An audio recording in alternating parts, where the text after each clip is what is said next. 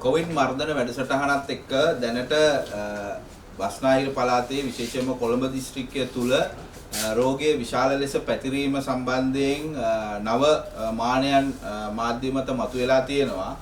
ඒකෙදි විශේෂයෙන්ම මේ රෝගයේ දැන් පවතින ධාරිතාව සම්බන්ධයෙන් සහ ඒ ධාරිතාවේ අඩුවීමක් සම්බන්ධයෙන් වාර්තා වීමක් තහවුරු කරමින් ඉන්නවා විවිධ සෞඛ්‍ය පාර්ශවයන් විදිහට. ඉතින් ඒකෙදි අපි විශේෂ මූලික කාරණයක් මේකෙදි මතක් කරනවා ලංකාවේ PCR පරීක්ෂණ මගින් තමයි මේ තොරතුරු වාර්තා කරගන්නේ. නමුත් මේ තොරතුරු වාර්තා කරගන්නකොට අපි ලංකාවේ කොවිඩ් සඳහා පරීක්ෂණ කරන්නට දැන් අවුරුද්දකට කිට්ටුයි මේ ව්‍යායාමයේ පටන් අරගෙන. ඉතින් අපි පටන් ගන්න අවස්ථාවවලදී රසායනාගාර සේවාවේ නිශ්චිත ජාත්‍යන්තර ක්‍රමවේද අනුගමනය කරන්නේ නැතුව ඒ වෙලාවේ තිබ්බ හදිසි අවශ්‍යතාවයන් සැලකිල්ලට අරගෙන අපි විවිධ ක්‍රමවේද හරහා මේ රසායනාගාර පරීක්ෂණ කරන්නට පටන් ගත්තත් මේ වෙනකොට අවුරුද්දක් ගත වෙලා තියෙන මේ පරීක්ෂණ ක්‍රියාවලිය තවමත් ජාත්‍යන්තර වශයෙන් සාපේක්ෂව පරීක්ෂා කිරීමේ ක්‍රියාවලියක් සිද්ධ වෙන්නේ නැහැ. විශේෂයෙන්ම රසායනාගාර පරීක්ෂණයක් බාහිර වශයෙන් කරන අපේ පරීක්ෂණයක් සිදු කිරීමේදී අත්‍යවශ්‍යයි අපි මේ කරන පරීක්ෂණයේ දත්තය ලෝකයට සාපේක්ෂව කොයි වගේද තියෙන්නේ කියන කාරණාව පිළිබඳව නිරන්තර අවධානයකින් යෙදෙන එක. ඉතින් මේක රසායනාගාර ශාස්ත්‍රයේ වෘත්තිකයන්ට අමුතුවෙන් කිව යුතු නැති වුණත් සෞඛ්‍ය බලධාරීන් සමහරවිට මේ කාරණේ පිළිබඳව විශාල අවබෝධයක් නැති වෙන්නට පුළුවන් හින්දා අපි මතක් කරනවා. අපි තාම මේ පරීක්ෂණ ක්‍රියාවලිය PCR පරීක්ෂණ ක්‍රියාවලිය සම්බන්ධයෙන් ජාත්‍යන්තර තහවුරු කිරීම එහෙම නැත්නම් සාපේක්ෂ තහවුරු කිරීම කියන එක සිද්ධ කරලා නැහැ.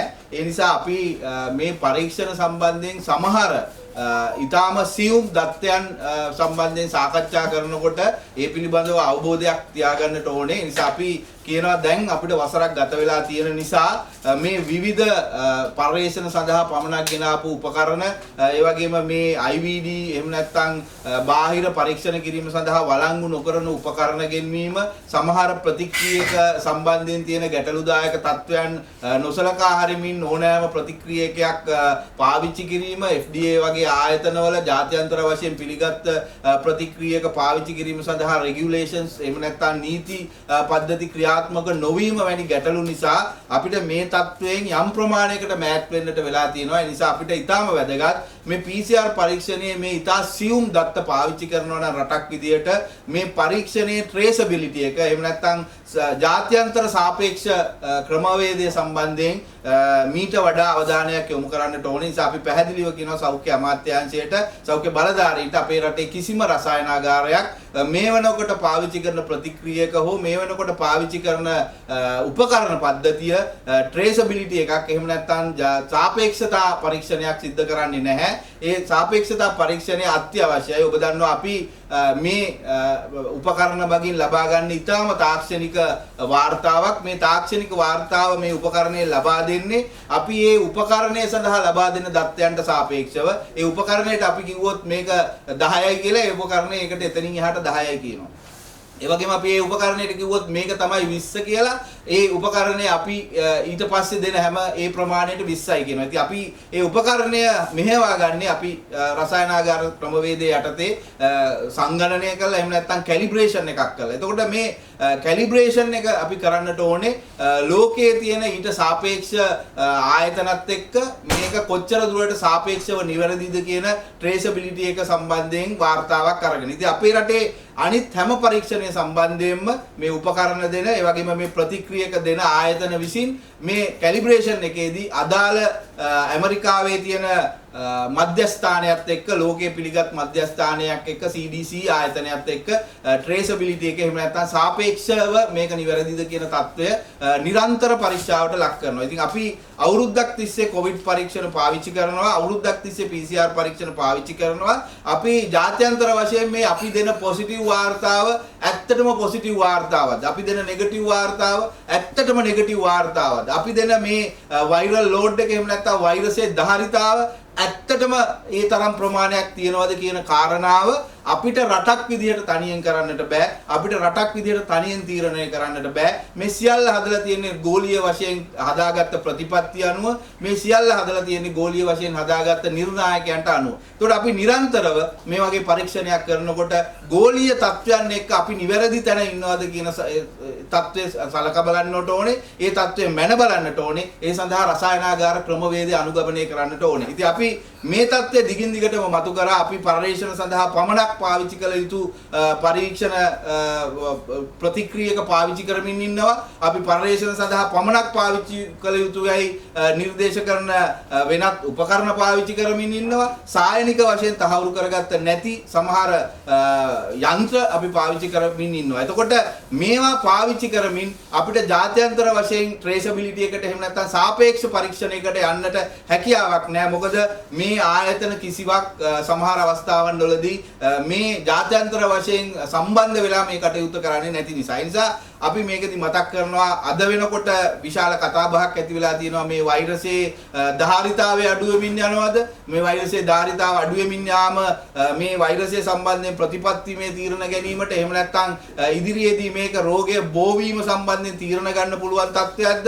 ඒ කියන්නේ වෛරසය පාලනය වෙමින් ඉන්නවද? මේ වගේ සංකීර්ණ තීරණ ගන්න සෞඛ්‍ය බලධාරීන් යොමු වෙනවා වෛද්‍ය රසායනාගාර පරීක්ෂණ වාර්තාවේ තියෙන මේ දත්තත් එක්ක. නමුත් අපි මතක් කරනවා මේ දත්ත වඩා නිවැරදි වෙන්න. එහෙම නැත්නම් මේ දත්තේ නිවැරදිම දත්තේද කියන එක සම්බන්ධයෙන් මීට වඩා සෞඛ්‍ය අමාත්‍යාංශයත් මේ කාර්යයේ ප්‍රතිපත්ති හදන කණ්ඩායමුත් නියැලෙන්නට ඕනේ. අපිට මේ සම්බන්ධයෙන් මෙතෙක් අපි පාවිච්චි කරේ හදිසි අවශ්‍යතාවයන් සඳහා ලෝක සෞඛ්‍ය සංවිධානය වගේ ආයතන අනුමත කරපු ප්‍රතික්‍රියක ඒ වගේ අනුමත කරපු උපකරණත් එක්ක ඉතින් අපිට දැන් හදිසි අවශ්‍යතාවයක් කියන්නට අවශ්‍ය නැහැ. ලෝකයේ මේ කාරණය ඊටාම සංකීර්ණ විදිහට වේගෙන් ප්‍රචාරය වෙලා තියෙනවා. මේ තාක්ෂණයේ වේගෙන් අත්හදා බලලා මේ තාක්ෂණයේ වේගෙන් වැඩි දියුණු වෙලා තියෙනවා. ඒ නිසා දැන් අපි මේ ජාත්‍යන්තර ට්‍රේසබිලිටි එක එහෙම නැත්නම් ඉන්ටර්නැෂනල් ට්‍රේසබිලිටි එහෙම නැත්නම් ජාත්‍යන්තර සමානකරණය සිද්ධ කළ යුතුමයි PCR පරීක්ෂණ සම්බන්ධයෙන්. එහෙම නැත්නම් අපේ රටේ මේ PCR පොසිටිව් කියන එක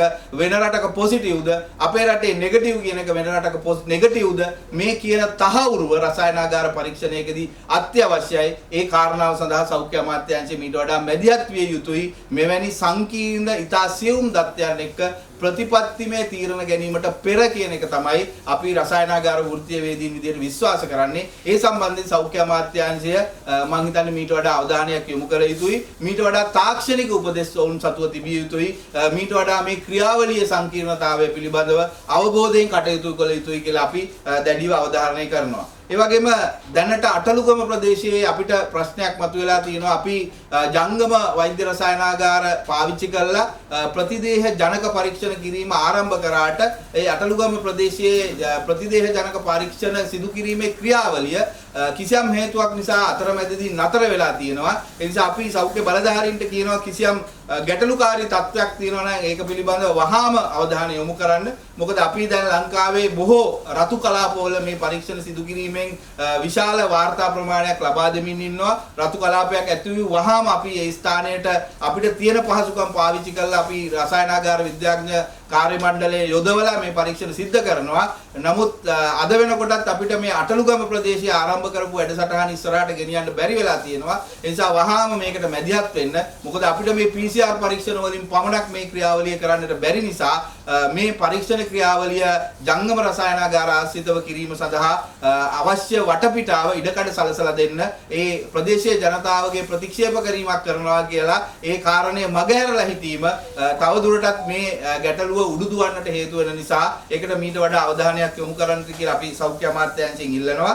ඒ වගේම අපිට පෙනෙන්න තියෙන තවත් කාරණාවක් තමයි අපි ජංගම රසායනාගාරයත් එක්ක ප්‍රතිදේහ ජනක පරීක්ෂණ සිදු කිරීමේදී ප්‍රතිදේහ පරීක්ෂණ සිදු කිරීම සඳහා නිදර්ශක එකතු කරනවා. මේ නිදර්ශක කොහෙටද ගෙනියන්නේ කියන එක සම්බන්ධයෙන් අපිට මෙච්චර කාල ගැටලුවක් තිබ්බා. අපිට වාර්තා වෙන විදිහට මේ ප්‍රතිදේහ සිදු කිරීම සඳහා ශ්‍රී ජයවර්ධනපුර විශ්වවිද්‍යාලයේ රසායනාගාරයට යොමු කරනවා. ඒ කියන්නේ සෞඛ්‍ය අමාත්‍යාංශයේ මෙච්චර රසායනාගාර සේවාවක් තිබිලත් අපි අද වෙනකොට එක රසායනාගාරයක් මත පදනම් වෙලා එක රසායනාගාරයක් මත යැපිලා මේ ප්‍රතිදේහ පරීක්ෂණ එකතු කරලා ගෙනියනවා. ඇයි මෙහෙම තත්ත්වයක් ඇති වෙලා තියෙන්නේ. මෙහෙම තත්ත්වයක් ඇති වෙලා තියෙන්නේ පැහැදිලිවම සෞඛ්‍ය අමාත්‍යාංශයේ සමහර තාක්ෂණික කමිටු වල තියෙන උද්දච්ච ස්වභාවය නිසා කියලා අපි පැහැදිලිවම කියනවා. මොකද මේ ප්‍රතිදේහ පරීක්ෂණ කරන්න ශ්‍රී ලංකා ජාතික රෝහල ඇතුළු ලංකාවේ මූලික රෝහල් දක්වා සියලු රෝහල් වල උපකරණ තියෙද්දි මේකට අදාළ ප්‍රතික්‍රියක ලබා නොදෙන්නේ සෞඛ්‍ය අමාත්‍යාංශය මේ ප්‍රතිදේහ පරීක්ෂණ කිරීම කියන එක කලින් අවස්ථාවකදී වළක්වලා තිබිච්ච නිසා නැවත ප්‍රතිදේහ පරීක්ෂණ කරොත් ඒගොල්ලන්ගේ ප්‍රතිපත්තිය සම්බන්ධයෙන් ගැටලුවක් ඇති වෙන නිසා කොවිඩ් ප්‍රශ්නය පැත්තක දාලා රටේ මිනිසුන්ගේ ප්‍රශ්නය පැත්තක දාලා ඒගොල්ලෝ ගත්ත තීරණය වැරද්ද වහා ගැනීම සඳහා අද දවස වෙනකොටත් ලංකාවේ රසායනාගාරවල අපිට මේ පරීක්ෂණ ප්‍රතිදේහ පරීක්ෂණ සිදු කිරීමට ඉඩ දෙන්නේ නැහැ. නමුත් ඒ එක්කම මේ පරීක්ෂණය කොච්චර අවශ්‍යද කියන කාරණාව මතු කරලා තියෙනවා. ඒක ලෝකේ සනාථ වෙලා තියෙනවා. ඒක තහවුරු කරමින් ජංගම රසායනාගාරවල මේ නිදර්ශක එකතු කළා මේ නිදර්ශක සෞඛ්‍ය අමාත්‍යාංශයෙන් පිටත තියෙන විශ්වවිද්‍යාලයේ රසායනාගාරයකට යොමු කරලා ඒකෙන් වාර්තා ලබා ගැනීමෙන් සැනසෙන්නට උත්සාහ කරනවා. ඒ නිසා සෞඛ්‍ය අමාත්‍යාංශයට අපි කියන්නේ දැන් ඉන්න සෞඛ්‍ය සේවා අධ්‍යක්ෂ ජනරාල්වරයා මේකට වග කියන්න ඕනේ කියලා අපි විශ්වාස කරන්නේ නැහැ. දැන් ඉන්න නියෝජ්‍ය අධ්‍යක්ෂ ජනරාල් රසායනාගාර සේවා මේකට වග කියන්න ඕනේ කියලා අපි විශ්වාස කරන්නේ නැහැ. නමුත් හිටපු සෞඛ්‍ය සේවා අධ්‍යක්ෂ ජනරාල්වරයා හදපු හිටපු රසායනාගාර සේවා අධ්‍යක්ෂවරයා හදපු මේ ක්‍රමවේදය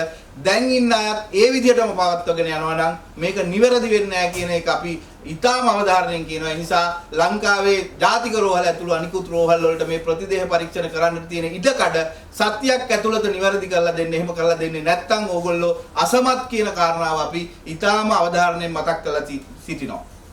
ඒ වගේම මේ කාරණාවේදී අපි ඊයේ දවසේදී හෙළිදරව් කරා විශේෂයෙන්ම මේ කොවිඩ් වසංගතය සඳහා උරෙනුර ගැටෙමින් සෞඛ්‍ය අමාත්‍යාංශයට සහයෝගය ලබා දෙන විශාල වශයෙන් අපි පාවිච්චි කරන 1990 සුවසැරිය ගිලන් රථ සේවය සම්බන්ධයෙන් අපි මේ හෙළිදරව් කිරීම කරේ විශේෂම වෘත්තීය සමිතියක් විදිහට. ඒ වෘත්තීය සමිතිය වල ඉන්න කාර්ය මණ්ඩලය තමයි දන්නේ තමන්ගේ අඩුපාඩු. ඒ කාර්ය මණ්ඩලය තමයි දන්නේ රටට මේ රටේ ගෙනියනකොට සිද්ධ විය හැකි වැරදි. ඒ කාර්ය මණ්ඩලය තමයි දන්නේ ඒවා නිවැරදි කරන්නට ඔවුන් මොකද්ද කරන්නට ඕනේ කියලා. ඒකට ඔවුන් ඒවා සම්බන්ධයෙන් කරපු යෝජනා, ඔවුන් ඒවා සම්බන්ධයෙන් කරපු චෝදනා සම්පූර්ණයෙන්ම බැහැර කරලා ඉතාම අත්නෝමතික විදිහට ඒ 1990 සුවසැරිය සේවාවේ මානව සම්පත් ඒකකයේ ඉන්න නිලධාරීනිය දිගින් දිගටම මේ සේවකයන් දඩයන් කිරීමේ ක්‍රියාවලියකට පත් වෙලා තියෙනවා. අද වෙනකොට අපිට වාර්තා වෙනවා මේ 1990ට අදාළව ඉන්න සමාගම ගිහිල්ලා මේ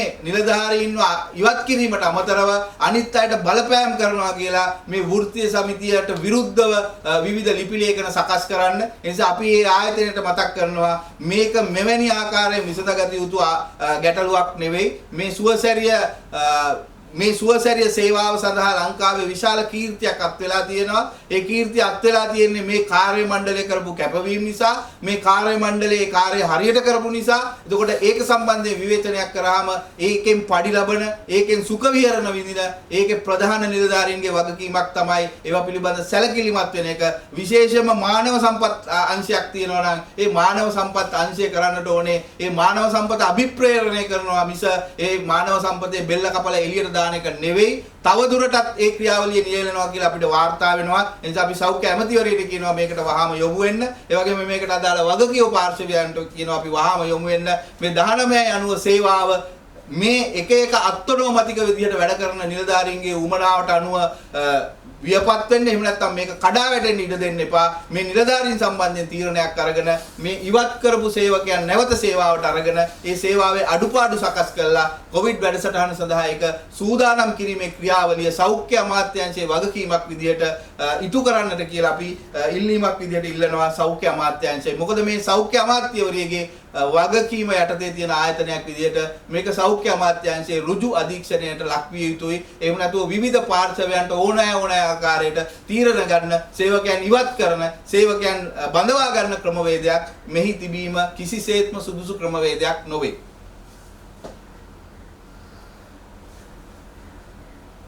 හරි. හරිනේ. ඔව්.